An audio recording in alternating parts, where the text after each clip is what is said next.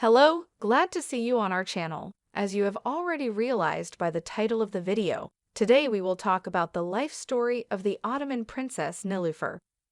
Madam, the treatment did not work. Unfortunately, you will never be able to have children. After hearing the harsh verdict from the best French doctors, the princess was crushed.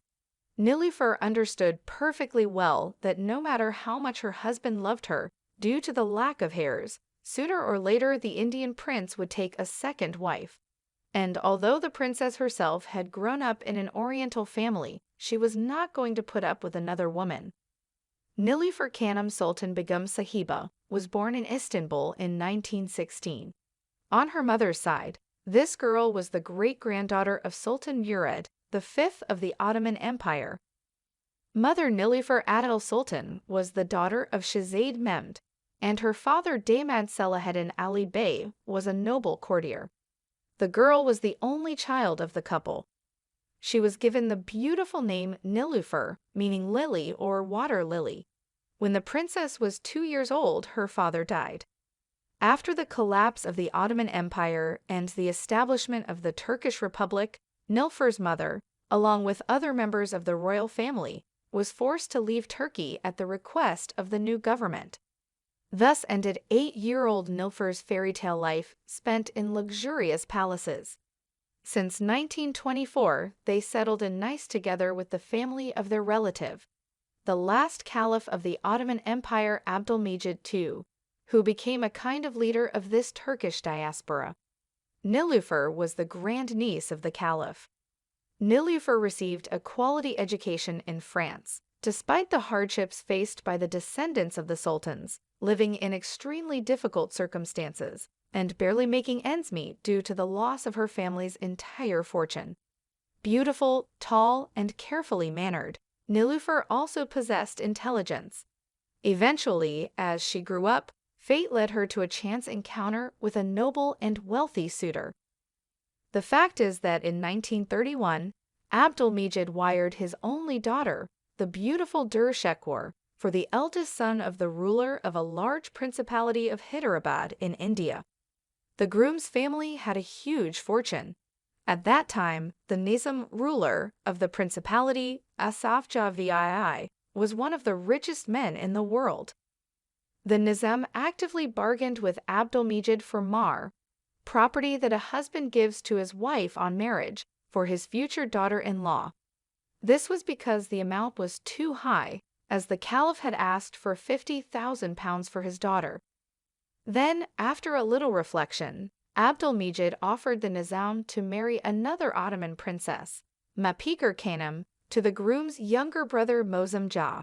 Such a favorable deal pleased the Nizam of Hyderabad, and he sent his sons to Europe for Ottoman brides, and paid the caliph's demanded mahr of 50,000, getting 2 girls at once for this sum. At any time, a noble woman was a valuable commodity in the marriage market, and even more so if she was from the family of the Ottoman sultans.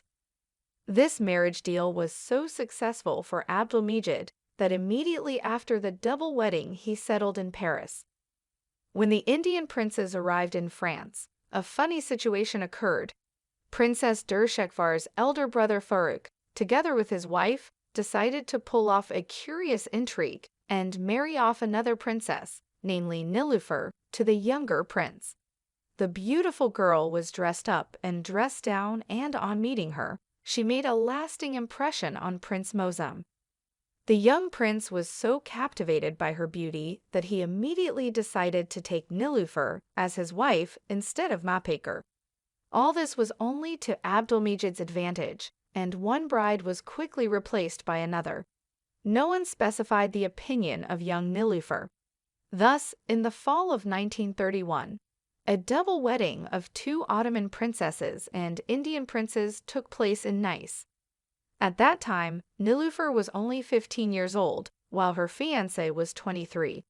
The 2 couples first traveled to Venice for their honeymoon, and then, accompanied by the princess's 2 mothers, traveled by ship to faraway and exotic India. Upon arrival, lavish celebrations awaited them. However, the fate of Nilüfer was much more favorable than that of her relative Durshekvar, who became the wife of the heir to the principality, Prince Azam. Because Nilufer's husband literally adored his beautiful wife. Despite the status of the second son, the young man was his father's favorite. Prince Mosem was well educated. He was a creative man, wrote poetry, loved art, and constantly organized evenings at which famous poets recited their poems. At court, he was the chief fashionista. He liked to dress in style, so much that he ordered suits only in Europe. Nilufer, on the other hand, loved to dance and perfectly played tennis. Svikor allocated the newlyweds' royal palace hill fort, where the couple lived. Nilufer and Mosem led a luxurious lifestyle and often traveled to Europe. At the Indian court, cheerful and charming Nilufer quickly won first sympathy and then the respect of the court. Enlightened father-in-law valued two beautiful and educated daughters-in-law. Therefore, he allowed the princesses to lead an active social life, unlike most of the noble Indian women who spend their lives in closed harems. And this was in view of the fact that the princely family of Hyderabad practiced Islam. Both princesses became the favorite daughters-in-law of Asaf Jah VII. But only Nilufer he allowed to call himself Papa, which was an incredible honor, as even his own daughters addressed the Nizam as Lord.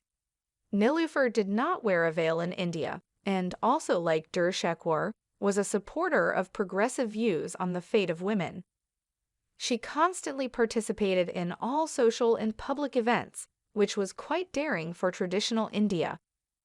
Nilufer quickly became a socialite and a trendsetter in the principality. She dressed so elegantly that her saris were copied by all Indian aristocrats. Her photogenic face and elegant style was loved by Western photographers who often took pictures of her. The only thing that marred the couple's happiness was the absence of children. As the couple did not try, they did not have children. In this case, additional pain Nilufer caused the fact that even in an unhappy marriage at Dur-Shekwar already had two sons. Unfortunately, at that time, in conservative Indian society, a married woman without children was considered practically inferior. Nilufer passionately wanted to become a mother, but her dreams were not destined to come true. The princess visited doctors in Europe several times, tried many times to be treated, but everything was in vain. And then she was diagnosed that she was infertile. And then Nilufer gave herself to social work. She devoted a lot of time to charity, defense of women's rights, and helping the poor. And after one of her favorite maids died in childbirth, Nilufer, with the help of her father-in-law, opened a hospital for Indian women, where they could get all the help they needed in 1949. This hospital still exists today and continues to bear the name of the Ottoman princess. Nilufer also met many times with Mahatma Gandhi, who, among other things, fought for women's civil rights and the abolition of the caste system in the country. And when World War II was going on in the world, the caring princess took courses in first aid to the wounded and helped hospitals financially. The memory of Nilufer as a woman with a big and kind heart remains in Hyderabad. Contemporaries noted that the princess was affable, always smiling, and beautiful looking despite all her sorrows. She was friends and corresponded with Jawaharlal Nehru, the first Prime Minister of India, and was greatly distressed when Gandhi was assassinated. Dear Pandit, you heard and read the cry of so many millions of hearts. You felt, perhaps more than anyone else, the great silence that established the emptiness and loneliness after he was no more, from Nilufer's letter to Jawaharlal Nehru, 1948. The couple's happy relationship lasted for 17 years. But alas, Prince Mosem's relatives and advisors kept insisting that he needed sons. Although the prince was only the second son in the family and could not inherit the throne. As they say, a drop sharpens a stone, and it is extremely difficult to change the Eastern mentality and traditions. And the prince's passionate love for his wife began to cool down.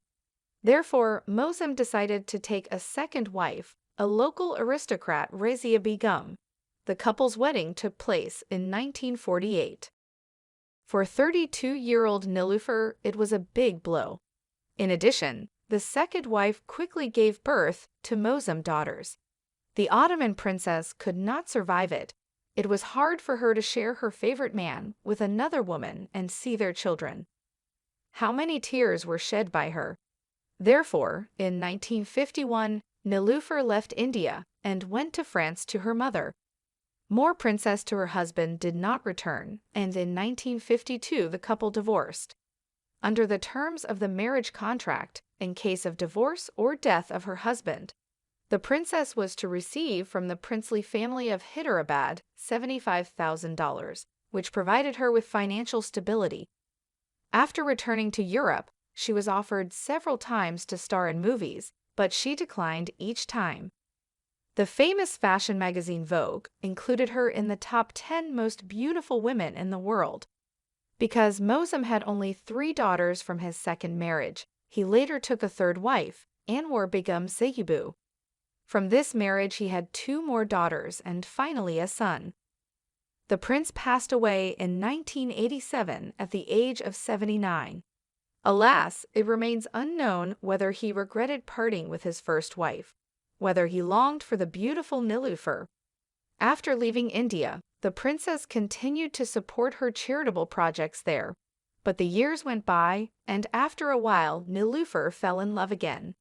Her chosen one was a former military man, and now an American diplomat and screenwriter Edward Pope. Attractive Edward was charmed by the sophisticated Oriental princess and quickly made her an offer. In February 1963, the wedding took place. The princess was then 47 years old, and her fiancé was 43 years old. And despite the lack of children, it was a successful and harmonious marriage. Nilufer nevertheless found her happiness. Their married life took place in Paris. Their union lasted 26 years. Nilufer passed away in 1989 at the age of 73. After her departure, Pope returned to the United States. A year after his wife's death, he married an American woman named Evelyn Maddox. He always honors the memory of his first wife and dreamed of making a movie about her life. But unfortunately, this project did not come to fruition. Edward passed away in 1996 at the age of 76. Interestingly, Pope's second wife preserved the entire legacy of the Ottoman princess and later organized exhibitions dedicated to her. Currently, a collection of beautiful Nilufer saris can be seen at the Fashion Institute of Technology in New York.